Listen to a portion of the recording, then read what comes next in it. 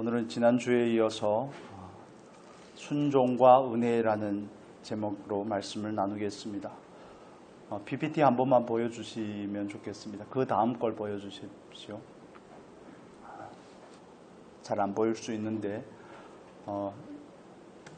여러분이 앉은 편에서 오른쪽이 소아시아죠. 소아시아의 마지막 점이 드로아입니다.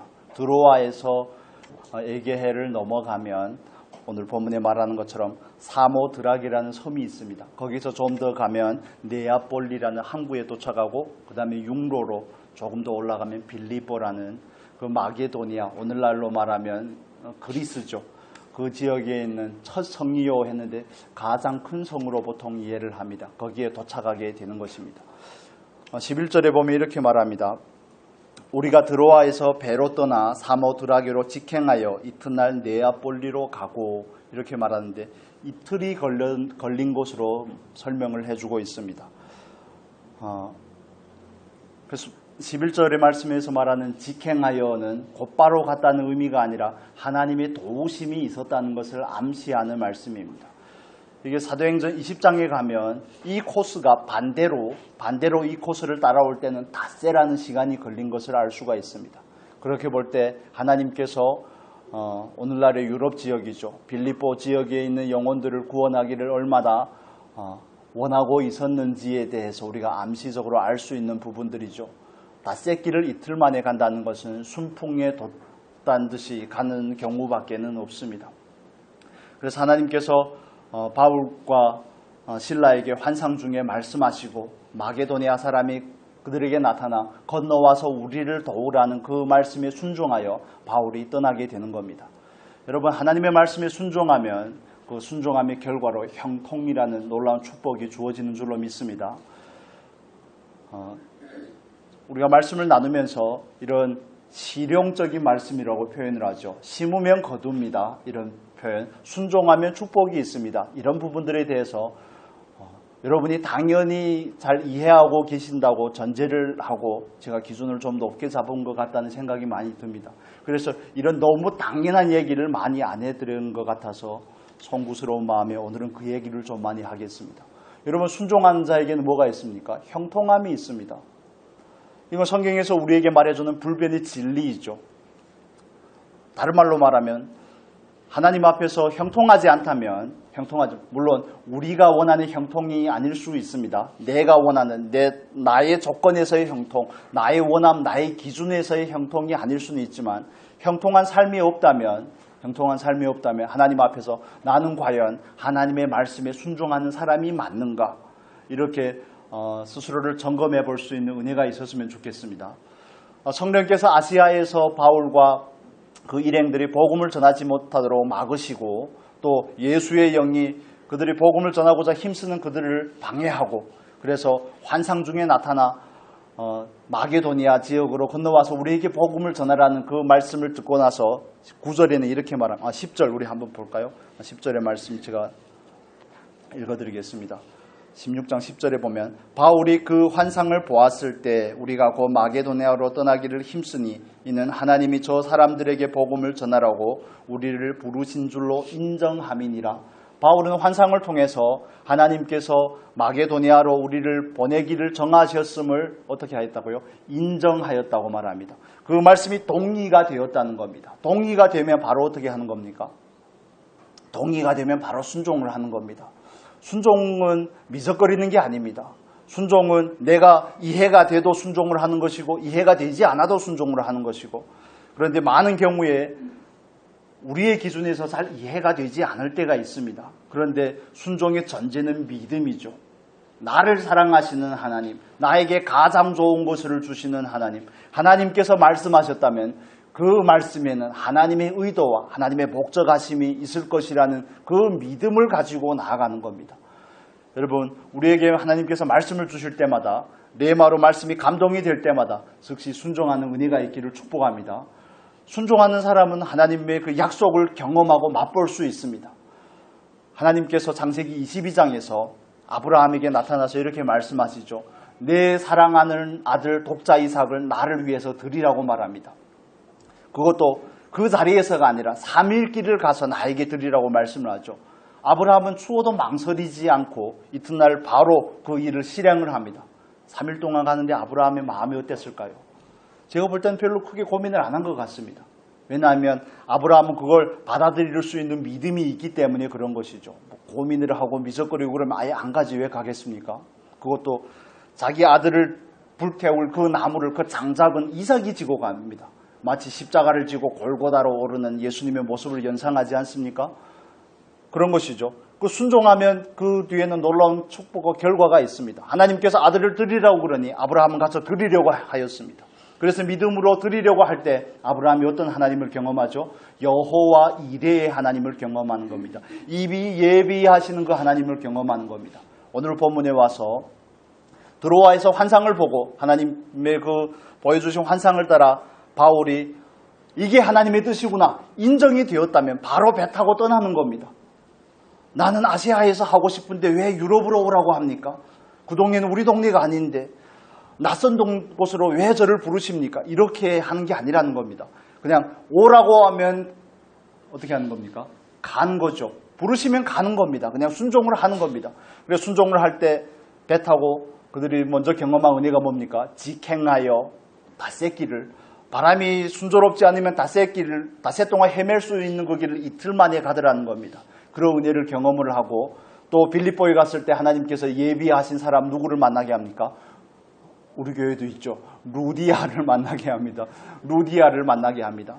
두아디라라는 곳은 소아시아에 있는 곳인데 두아디라 도시에 사는 루디아가 빌립보에 와서 자주 장사를 하는 그 루디아를 하나님께서 예비해 두신 것을 만나게 합니다. 루디아뿐만 아니라 루디아의 온 가족이 예수를 믿고 세례를 받는 그리고 그 루디아의 집을 통해서 빌립보 교회가 유럽의 첫 교회가 세워지는 놀라운 은혜를 하나님은 예비하고 계시는 겁니다. 하나님의 말씀은 늘 약속의 형태로 우리에게 주어지죠. 그러나 그 약속이 주어질 때 우리가 믿고 순종하면 그 놀라운 결과를 우리가 얻을 수 있지만 만날 수 있지만 그러나 순종하지 않는 사람에게는 그 결과가 주어지지 않습니다. 두 번째 주제에서 말씀을 드리겠지만 은혜는 그냥 하늘에서 뚝 떨어지는 게 아닙니다. 은혜라는 부분에 대해서 우리가 오해할 때가 많은데 두 번째 주제로 말씀을 드릴게요. 먼저 첫 번째 주제, 순종하면 뭐가 있다고요? 형통함이 있습니다. 여러분 믿으십니까? 이 사실을 믿으시기를 축복합니다. 하나님은 저와 여러분에게 복을 주시기를 원하시는 하나님입니다. 하나님은 심줄궂은 그런 분이 아니라 우리를 대하여서 못되게 구는 그런 분이 아니라 사랑하는 자녀에게 생명도 주셨는데 뭘 안 주시겠습니까? 그 독생자도 우리를 위하여 내어주신 분이 어떻게 우리를 위하여 가장 좋은 것을 주시지 않겠습니까? 다만 우리가 원하지 않을 뿐이죠. 다만 우리가 그걸 거절을 할 뿐입니다. 그걸 별로 그렇게 썩 달갑게 여기지 않기 때문에 그렇습니다. 그러나 우리가 그분의 말씀에 순종할 때 하나님은 우리에게 예비하신 은혜를 주시는 분인 줄로 믿습니다. 다른 표현을 하면 하나님께서 복의 근원이 되신다는 겁니다. 하나님께서 우리에게 주실 만한 실력을 가지고 계신다는 겁니다. 그 하나님을 우리는 믿어드려야 되는 것이죠. 우리 말씀을 찾으면서 이 부분을 잠깐 살펴보겠습니다. 말씀을 여러 군데를 봐야 될 것 같은데 신명기의 말씀을 먼저 보죠. 신명기 29장의 말씀을 보겠습니다.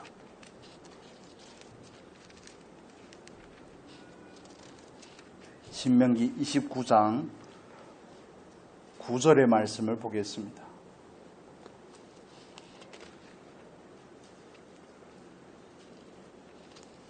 신명기 29장 9절 우리 같이 읽겠습니다. 그런즉 너희는 이 언약의 말씀을 지켜 행하라. 그리하면 너희가 하는 모든 일이 형통하리라.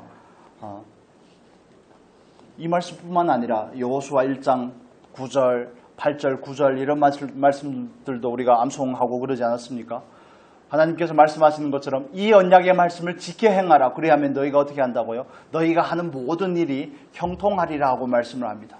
여러분, 하나님께서 순종한 자에게 형통함을 주시는 하나님이심을 믿으신다면 순종하는 은혜가 있기를 축복합니다. 이건 우리에게 있어서 가장 기본적인 덕목인 겁니다. 이런 부분들을 제가 강조하지 않은 이유에 대해서 말씀을 드리면 자꾸 기복신앙과 연결을 시킬까 봐 높아심의 말씀을 자주 드리지 않은 것입니다.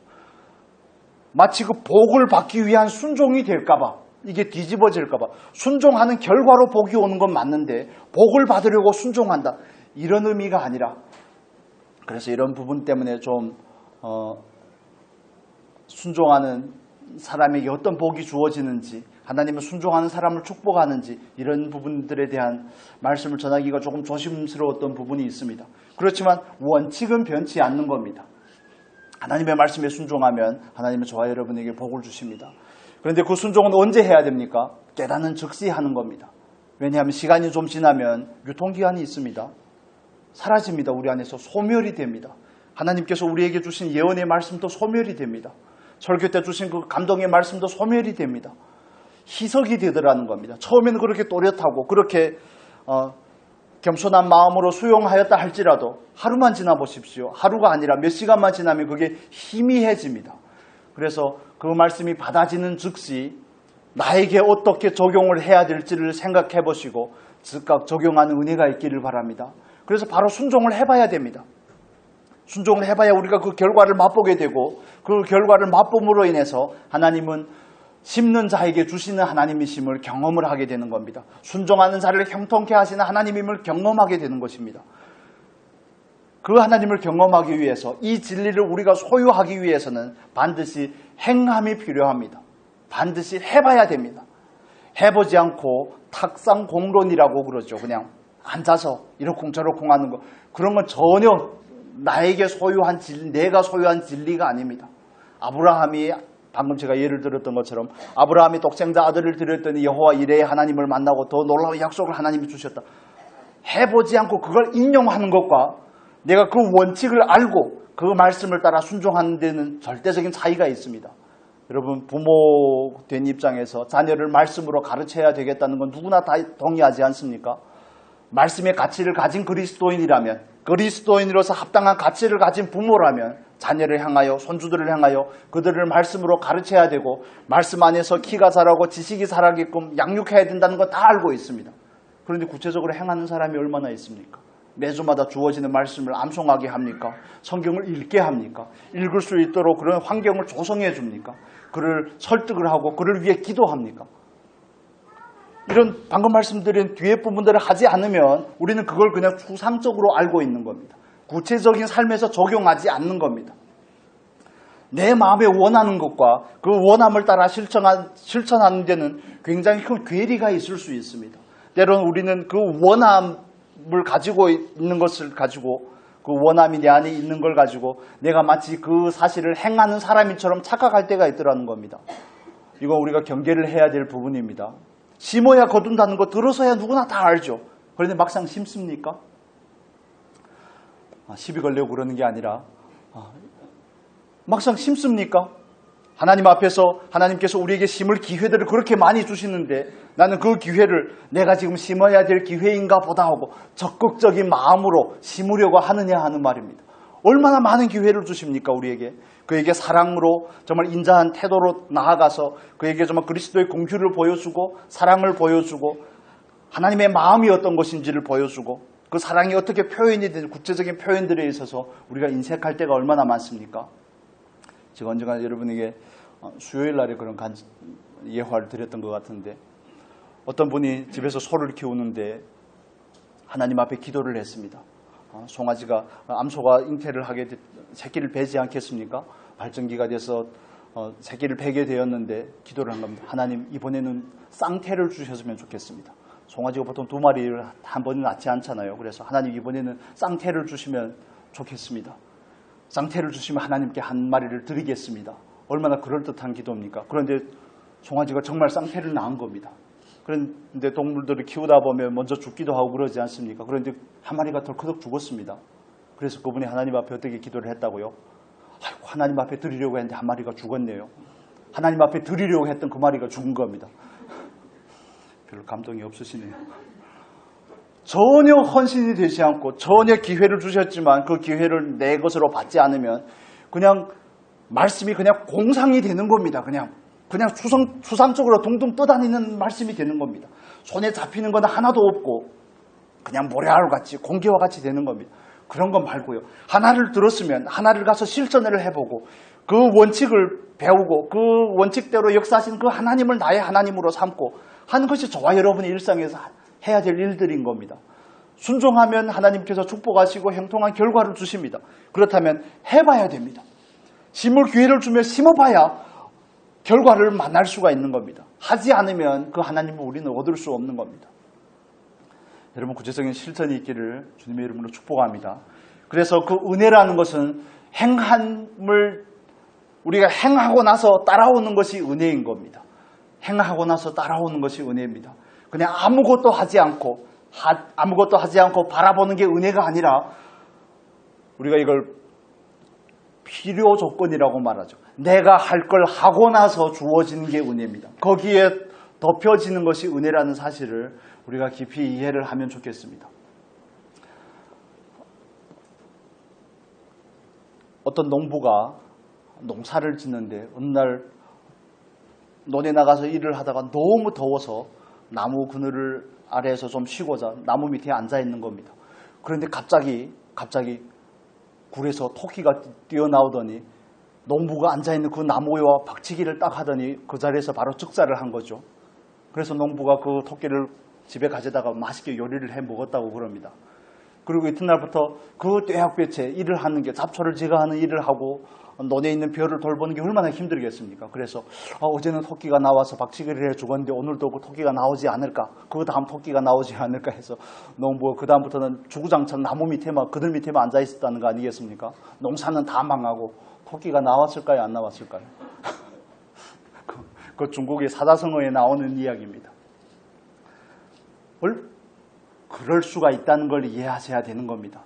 아무것도 안 하고 나는 마땅한 그릇조차도 준비 안 하고 하나님께서 은혜를 주십사 하는 것, 이건 정말 어리석고 미련한 것입니다. 하나님께서 주시는 은혜를 우리가 받기를 원한다면 은혜를 받을 만한 여건을 준비를 해놓아야 되는 겁니다. 그걸 우리는 필요한 조건이라고 말하죠. 말씀을 따라하는 순종. 하나님께서 바울에게 환상 가운데 나타나서 마게도니아로 건너와서 나를 도우라. 마게도니아 환상 가운데 사람이 말하지 않습니까? 그래서 거기에 가면 어떤 일들이 일어날지 전혀 말씀하지 않았습니다. 그냥 오라고만 하는 게 하나님의 뜻인 거죠. 그래서 순종해서 가보니까 그 다음 문이 열리고 또 그 다음 문이 열리고 또 그 다음에 하나님께서 예비하신 은혜를 만나게 되는 겁니다. 하나님이 이런 식으로 우리에게 일하시는 겁니다. 그래서 순종하지 않으면 가장 첫 발자국을 내디딜 수가 없는 겁니다. 그러면 약속하신 은혜는 하나님께서 주시고자 예비했던 은혜는 다 물거품이 되고 마는 것입니다. 이런 질문을 가져보면 좋겠습니다. 나는 하나님 앞에서 얼마나 순종하고자 하는가? 나는 과연 하나님께서 주권자가 된다는 사실을 믿는가? 하나님께서 생사화복을 주관하시는 하나님이심을 믿는가? 하나님의 뜻을 따라 축복하기도 하지만 불순종하는 자들에게 화도 내리시는 분이라는 사실을 믿는가? 우리 전도서의 말씀 잠깐 보겠습니다. 전도서 8장 11절 12절의 말씀을 보겠습니다.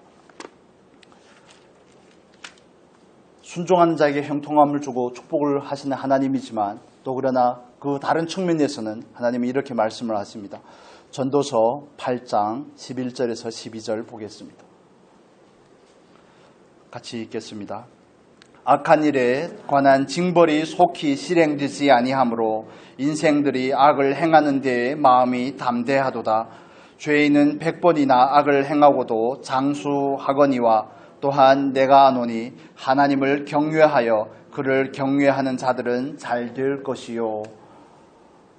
하나님을 경외하여 그를 경외하는 자들은 어떻게 한다고요? 잘 될 것이요. 하나님께서 형통함을 약속을 하시는 겁니다. 그러나 그 반대로 악한 사람들은 악한 일의 형벌이 신속하지 않으므로 그 마음이 교만해지고 그 마음이 완강해서 자기 마음대로 행한다는 겁니다. 우리가 사도행전을 살펴보면서도 하나님께서 우리에게 보여줬던 그 인물들이 있지 않습니까? 누굽니까? 고넬료라는 인물. 하나님을 경외하던 고넬료에게 하나님께서는 그에게 놀라운 생명의 말씀을 주시죠. 베드로를 통하여서. 오늘 본문에 나오는 그 루디아에게, 하나님을 경외하는 루디아에게 하나님께서는 예수 그리스도를 알게 할 뿐만 아니라 그로 하여금 세례를 받게하고 그를 통하여서 온 가정이 구원받는 놀라운 은혜를 베푸시는 것을 볼 수가 있습니다. 하나님 이렇듯이 경외하는 사람에게 은혜의 은혜를 더해 가시는 것을 우리가 알 수가 있습니다. 순종하는 사람에게 은혜의 은혜를 더해 가시는 그 하나님을 저와 여러분도 깊이 경험하시고 일상에서 그 하나님을 만나고 누리는 은혜가 있기를 축복합니다. 경외하는 자에게는 형통함이고 축복이 있지만 잘 될 것이요 말하지만 그러나 불통하는 사람에게는 하나님은 우리에게 이렇게 또 경고를 하고 계십니다. 로마서의 말씀 잠깐 보겠습니다. 로마서 2장 9절의 말씀 보겠습니다. 로마서 2장 9절 PPT 보시면 되겠습니다. 같이 읽겠습니다. 악을 행하는 각 사람의 영에는 환난과 공고가 있으리니 먼저는 유대인에게요 그리고 헬라인에게며 악을 행하는 사람의 영에는 환난과 공고가 있으니 여기서 말하는 영이라는 단어는 마음을 말합니다. 혼을 말하죠. 혼을. 그래서 그 사람에게는 환난이 있고 공고함이 있습니다. 고통이 있다는 겁니다. 삶 가운데서 불통이 있다는 겁니다. 그래서 저와 여러분의 환난 가운데 삶에서 환난이나 고난을 만나면 우리는 생각을 해봐야 되는 겁니다.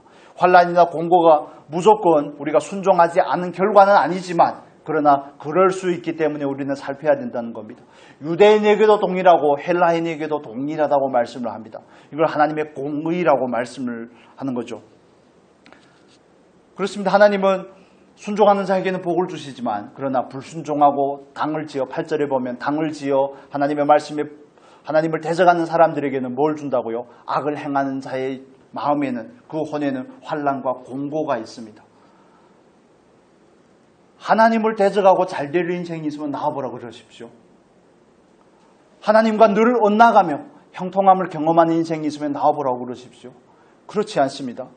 세상적인 기준으로 볼 때는 그럴듯해 보일 수 있습니다. 우리가 잘 아는 것처럼 구약에는 아브라함의 조카인 롯이 있습니다. 롯은 하나님께서 아브라함을 통해서 자기에게 준 그 물질을 지키고자 하나님을 떠난 겁니다. 아브라함을 떠나서 소돔과 고모라에 들어가서 거하게 되죠. 한 번의 포로 생활을 통하여서 포로됨을 통하여서도 하나님의 뜻을 깨닫지 못하고 여전히 소돔과 고모라에 가서 기거하면서 삽니다. 소돔과 고모라에서 롯은 높은 명예를 가졌을 수 있습니다. 성전 문에 앉은 자가 되었으니까요. 소돔과 고모라에서 그는 많은 재물과 부유함을 가졌을 수 있습니다. 그렇지만 결국에 모든 것이 다 날아가는 것을 우리가 보지 않습니까? 그런데 거기에 사는 롯에게 있어서 외형적으로는 명예도 있고 부도 있고 해서 그럴듯해 보이지만 베드로후서는 이렇게 말합니다. 우리에게 베드로후서의 말씀 2장 잠깐 보겠습니다. 로마서 2장 9절의 연장해서 이해를 하면 좋겠습니다. 베드로후서 2장 7절에서 8절의 말씀을 보겠습니다. 우리 같이 읽겠습니다. 무법한 자들의 음란한 행실로 말미암아 고통당하는 의로운 롯을 건지셨으니 이는 이 의인이 그들 중에 거하여 날마다 저 불법한 행실을 보고 들으므로 그 의로운 심령이 상함이라. 무법한 자들의 음란 가운데 소돔과 고모라에 거하는 롯이 의인이 아닙니까? 그도 하나님의 선택된 백성이죠. 그런데 세상에서 백성답게 살지 아니하고 자기의 부와 명예를 위해서 소돔과 고모라에 기거하는 롯에게 있어서 환난이 어떤 형태로 온다고요? 물질적으로는 풍요로울 수 있습니다. 그러나 그 양심이, 그 행실이 심령이 상한다고 말하는 겁니다. 그들이 그 죄의 행위를 범으로 인해서 그 의로운 심령이 상함이라고 베드로 사도는 우리에게 말해주고 있습니다. 여러분, 환난과 공고가 있다는 것은 일이 잘 안 된다든지 어디가 아프다든지 어떤 질병을 얻는다든지 인간관계가 불통한다든지 이런 부분의 문제를 넘어서는 것임을 이해를 해야 됩니다. 생명의 근원 되신 그 하나님을 버리면 우리의 영에 바로 곤핍함이 찾아옵니다. 우리의 영이 바로 메마르게 됩니다. 우리의 영혼이 메마르면 우리 안에 평안이 없습니다. 1차적으로 평안이 없고 감사가 없습니다. 우리 안에는 누림이 없습니다. 그야말로 메마르게 되는 것이죠. 그래서 하나님께서 예레미야를 통해서 유다의 백성들을 향하여서 하나님께서 하시는 말씀이 이렇습니다. 제가 이 부분을 읽어드리겠습니다. 예레미야서의 말씀인데 2장에 보면 이렇게 말합니다. 예루살렘 백성들이 죄악에 대해서 내 백성이 두 가지 악을 행하였나니 곧 그들이 생수의 근원되는 나를 버린 것과 생수의 근원 대신 하나님을 버렸다고 말합니다. 그리고 두 번째는 스스로 웅덩이를 판 것인데 그 웅덩이의 의미는 이런 겁니다. 그것은 그 물을 가두지 못할 터진 웅덩이들이니라 하고 말합니다. 생수의 근원 대신 하나님을 버리면 뭐가 찾아옵니까? 바로 메마름이 찾아옵니다. 그 영에는 기쁨이 없습니다. 희락이 없습니다. 성령의 열매는 희락이 없습니다. 그렇기 때문에 정서가, 감정이 평안할 리가 없는 것이죠. 감정 가운데서 그 영혼의 공고함이 있기 때문에, 그 영혼의 메마름이 있기 때문에 감정이 기쁠 리가 없습니다. 늘 우울합니다. 그냥 늘 회색지대를 살아가는 것 같은 그런 절망이 그때마다 우리에게 침습해 오는 겁니다. 여러분, 집 나간 탕자가 아버지를 떠나고 그 하나님을 떠난 탕자의 결과가 어떻게 되는 것을 우리가 다 보지 않습니까? 그는 유대인이 가장 혐오하는 돼지를 키우는 일에까지 들어가게 됩니다. 먹을 것 때문에 육신이 공고합니다. 돼지를 섬기는 일에 참여한다는 것은 그의 영이 타락했음을 보여주는 것입니다. 그 마음에 공고함이 있다는 것을 보여주는 것입니다. 여러분, 하나님을 떠난 그 결과가 어떠함을 성경은 우리에게 보여줍니다. 그래서 그건 단지 물질적이라든지 눈에 보이는 형통함이 있을 수는 있지만, 그러나 그걸 넘어서는 공고함이 우리에게 있더라는 겁니다. 마음이 불안하다든지, 우리 안에는 민망함이 있게 되고, 우리 안에는 하나님을 잃어버림으로 인해서 찾아오는, 그런 알게 모르게 찾아오는 어떤 것들이 있습니까? 오늘날 현대 사회를 살아가면서 수많은 질환들이, 우울증 같은 것들이 대표적입니다, 여러분. 물론 모든 우울증이 하나님을 떠남으로 오는 것은 아닙니다. 병적인 부분의 문제도 있죠. 그렇지만 그리스도인에서 우리가 이해해야 될 부분이 그런 부분입니다. 가지가 줄기에서 떨어지면 어떻게 된다고요? 죽는다고 요한복음 15장에 우리에게 말해주고 있지 않습니까? 그래서 하나님 앞에서 우리는 고린도전서가 아니죠. 갈라디아서 5장의 성령의 열매를 가지고 뒤집어서 적용을 해봐야 됩니다. 뒤집어서. 예를 들면 이렇게 하는 겁니다. 내 안에 희락이 없다면 나는 과연 성령의 인도함을 받는 삶이 맞는가? 이렇게 적용을 해보는 겁니다. 내 안에 사랑이 없다면 이건 과연 성령의 성품이 맞는가? 이렇게 적용을 해보는 겁니다. 사랑과 희락과 화평과 내 안에 화평이 없다면 나는 지금 하나님과 멀어진 것은 아닌지 이렇게 적용을 해보면서 우리를 점검을 하는 겁니다. 여러분, 하나님을 떠나면 우리는 근본적인 메마름과 궁핍함을 경험할 수밖에 없습니다. 하나님을 떠나면 다른 표현으로 하면 돈이 모이지 않는 것을 경험하게 될 것입니다. 모이는 경우도 있지만 그러지 않은 경우가 더 많은 것을 경험하게 됩니다. 하나님께서 새는 구멍을 예비해 두십니다. 터진 웅덩이를 준비해 둔 겁니다. 그 전대가 구멍이 나 있는 겁니다. 경험을 하셨는지는 모르겠습니다. 그래서 하나님 앞에서 이런 부분들에 있어서 율법적인 사고를 가지라는 말씀을 드리는 것이 아니라, 순종하면은 형통함이 있지만 불순종하면은 그에 해당하는 결과가 따라온다는 것을 이해를 하시기를 축복합니다. 그래서 하나님의 절대적인 주권자 되심을 믿으시고 그 주권 안에서 순종하는 자리로 나아가고자 이 말씀을 드리는 것입니다. 여러분, 우리는 정말 하나님의 뜻이 수용이 되었다면, 동의가 되었다면 즉각 순종하는 저와 여러분이 되기를 축복합니다. 이 은혜를 입으셨으면 좋겠습니다. 이 은혜 안에서 살아가는 우리가 되었으면 좋겠습니다.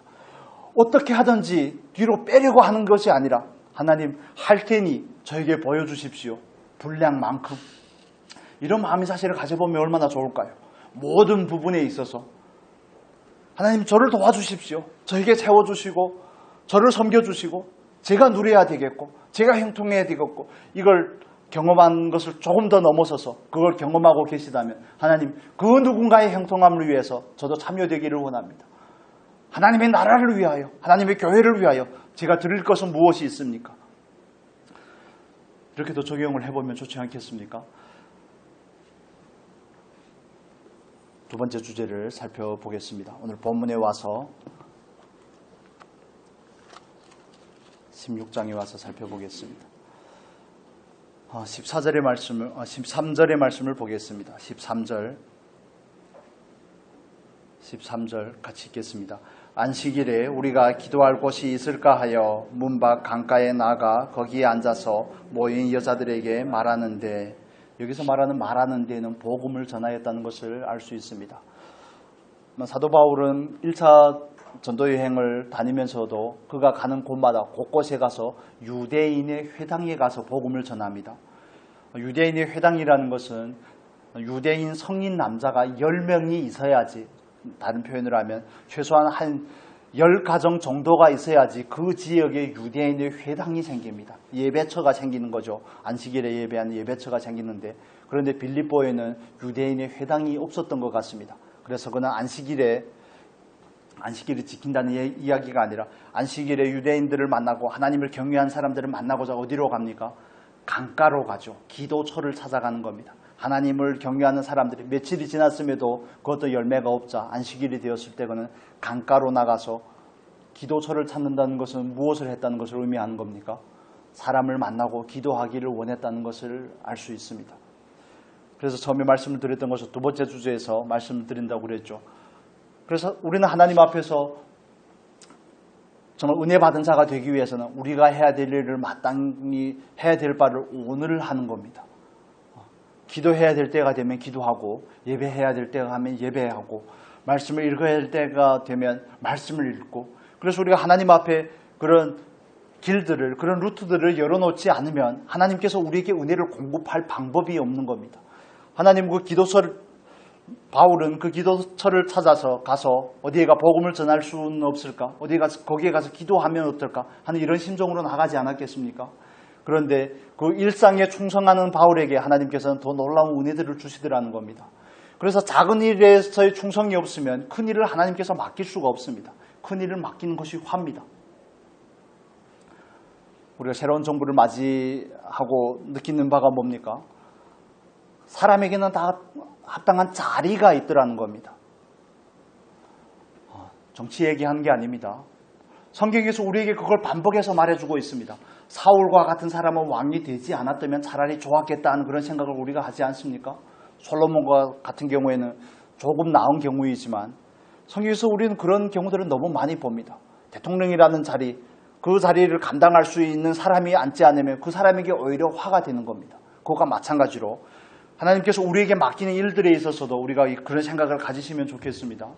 작은 일에 충성하지 않는데 자꾸 큰 일만 맡겨주라고 이러는 거, 그거는 요즘 중고등부 아이들의 말로는 에바입니다. 그건 정상적이지 않다는 겁니다. 그건 뭔가 미스가 난 상태입니다. 하나님은 절대 그렇게 일하지 않습니다. 가령 하나님께서 허용을 했다고 할지라도 그건 그 뒤에는 화가 따릅니다. 그 뒤에는 정말 좋은 결과를 경험하기가 힘든 것을 볼 수가 있습니다. 바울은 하나님의 인도하심을 따라서 빌립보로 갔지만, 그러나 거기에서 하나님의 일을 하는 것도 바울에게서 중요하지만, 그러나 그에게서 더 중요한 것은 뭡니까? 기도해야 될 때에 기도하는 것이 더 중요하다는 사실입니다. 일상에 주어진 것은 하지 않으며 헛된 꿈을 꾸는 것, 이건 정상적이지 않습니다.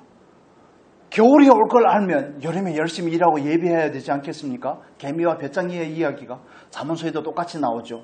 뱃장이는 물론 없습니다만, 때를 아는 사람이 오늘이란 때에 대한 바른 인식이 없으면 내일의 은혜가 오지 않는다니까요. 그걸 이해하면 좋겠습니다. 오늘이란 이 때 가운데 우리가 충성할 수 있기를 축복합니다. 내가 해야 될 일을 오늘 하는 겁니다. 저도 오늘 잘 못하지만 그래도 오늘 해야 됩니다. 오늘은 주일이라서 핑계를 대고 아침에 운동을 하는데 절반만 했습니다. 유산소 운동하고 근력 운동하고 해야 되는데 어제 수련회를 했으니까 오늘은 주일이니까 절반은 빼먹자. 너무 핑계가 좋지 않습니까?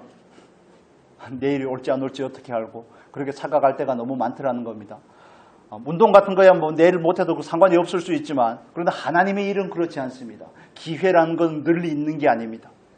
기회라는 건 늘 있는 게 아닙니다. 그래서 오늘을 하나님 앞에서 충성되게 사는 사람에게 하나님은 더 큰 일을 맡기시고 더 큰 은혜를 베푸시더라는 겁니다. 이렇게 적용을 해보면 좋겠습니다. 여러분은 얼마만큼 하나님께서 깨달음을 주셨습니까? 그렇다면 그 깨달음을 따라 오늘을 실천하시기를 축복합니다. 오늘을 해야 하나님께서는 그 예비한 은혜를 우리에게 주실 수 있습니다. 그래서 하나님은 바울에게 빌립보로 바울을 인도하시고 그가 기도처로 나가게 하시고 거기서 예비한 한 사람인 루디아를 만나게 하고 그 루디아가 유대인이었는지 아니면 개종한 유대교로 개종한 사람이었는지는 모르지만 그도 하나님을 경유하는 사람이었죠. 그래서 바울이 그에게 말씀을 전할 때 하나님께서 루디아의 마음을 열어 그로 하여금 그 말씀을 깨닫게 하고 그 말씀을 받게 하지 않습니까? 그리고 그가 세례를 받을 뿐만 아니라 그의 온 가족이 세례를 받는 정말 유럽 땅에서 첫 번째 교회가 세워지는 계기를 마련하게 되는 것입니다. 오늘의 일에 충성하지 않으면서 하나님 보낼 때는 언제고 왜 열매가 없습니까? 이렇게 하는 거 어불성설이더라는 겁니다. 그냥 열매가 주어질 때는 하나님께서 정하시는 일이니 오늘 기도해야 될 때면 나는 기도를 하는 것이고 말씀을 읽어야 될 그 시간이라면 말씀을 읽는 것이고 예배를 해야 된다면 예배를 하는 것이고 기도를 하는 것이고 이런 일들을 일상에서 적용하는 저와 여러분이 되었으면 좋겠습니다. 그래서 늘 작은 충성이 큰 은혜를 가져오는 것을 우리가 경험을 하게 됩니다. 그렇다고 바울이 거기 갔다고 뭐가 일이 되는 것은 아닙니다. 마지막 주제로 들으면 늘 주관하시는 분은 누구라고요? 지난주에도 말씀을 드렸듯이 하나님이십니다. 하나님께서 하셔야 됩니다. 바울도 하나님께서 하셔야 된다는 사실을 알기 때문에 기도하러 가지 않았을까 저는 이렇게 생각을 합니다. 심지어 예수님께서는 12제자를 부르시기 전에 밤이 맞도록 기도하시고 라고 누가복음에서는 우리에게 말씀해 주고 있습니다.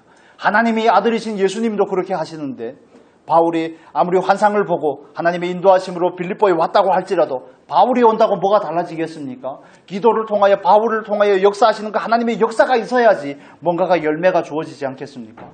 그래서 바울은 그 관건적인 자리에서 관건적인 일을 하고자 하는 겁니다. 기도하지 않으면 하나님도 역사할 수 없으니 나를 여기로 보내신 분이 하나님이시라면 그 하나님께서 나를 통해서 여기에서 열매를 얻게끔 하기 위해서 나는 지금 무엇을 해야 될 것인가? 그래서 안식일에 기도의 자리를 찾아서 가서 기도의 자리로 나아가는 것입니다. 단순한 전도만이 아니라 그래서 저와 여러분도 하나님 앞에서 이런 부분들에 있어서 힘써 주셨으면 좋겠습니다. 너무 거창한 것을 꿈꾸기보다 너무 마음이 부풀어 있고 추상적인 꿈에 매여 있는 분들을 가끔씩 만나게 되는데 안타깝습니다. 그러지 말고 오늘 해야 될 일을 충실하게 하는 것이 먼저입니다. 오늘의 순종을 해서 내일의 은혜가 따라오게끔 하는 것이 저와 여러분이 해야 될 일들입니다. 이 부분에 대해서 이렇게 이야기하는 분도 계십니다. 빌립보를 갔는데 왜 하필이면 여자를 예배해 두었냐 하는 거죠. 그때적인 여자를 무시하는 게 아닙니다. 그때의 사회적인 배경 안에서 빌립보에 딱 가면 예를 들어 빌립보 시장이 딱 나와서 바울을 맞이하고 빵빠레를 올리고 드디어 오셨습니까? 원성 사람들이 다 준비가 되었으니 광장에서 설교를 한번 하시지요. 모든 사람들이 집단으로 개종을 하게끔 하나님이 이렇게 일하시지 않는다는 겁니다. 이해가 되십니까? 이해가 잘 안 되시는 것 같은데 하나님의 뜻을 따라 순종하러 가면 모든 것이 그냥 비단길에 깔려져 있는 줄로 생각을 하면 안 된다는 겁니다. 하나님께서는 거기에 걸맞는 은혜를 통하여서 일하시지만 우리가 원하는 것이 아닐 수도 있다는 것을 우리가 16장을 통해서도 살펴보게 될 것입니다. 말씀을 정리해 보겠습니다. 순종하는 우리가 되기를 축복합니다. 순종하는 자에게 형통함이 있습니다. 불통하고 싶으시면 악을 행하십시오. 불통하고 싶으시면 죄를 지으십시오. 하나님이 없이 살아보십시오. 그 어떤 결과가 오는지. 저는 처음에 한동안 예수를 믿고 나서 열심히 신앙생활을 하다가 또 세상이 좋아서 세상에 나가서 한 1, 2년 동안 방황했던 시절이 있습니다. 날마다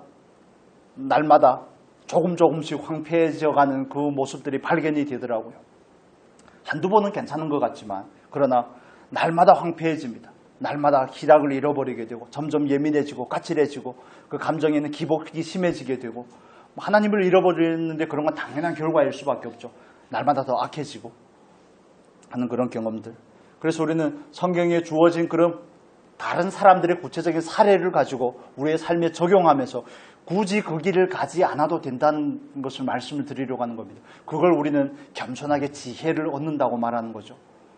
여러분도 경험을 해보고 싶습니까? 굳이? 그럴 필요는 없지 않겠습니까? 그래서 정말 동기가 되신다면 그렇게 순종을 해보시면 좋겠습니다. 그리고 하나님께서는 오늘 충성하는 자에게, 오늘 행하는 자에게 은혜를 주시는 하나님이십니다. 오늘 할 때는 그 결과가 어떨지 아무도 모릅니다. 빌립보로 인도했는데 며칠 동안 아무 일도 없냐? 이렇게 바울이 나올 수도 있겠지만 그러나 하나님은 하나님의 때에 하나님의 사람들을 예비하시고 더 놀라운 일들을 하고 계시는 것을 우리가 볼 수 있습니다. 순종하는 사람을 통해서 하나님은 열매를 얻으시는 것을 우리가 보고 정말 우리도 그 사람이 될 수 있기를 축복합니다.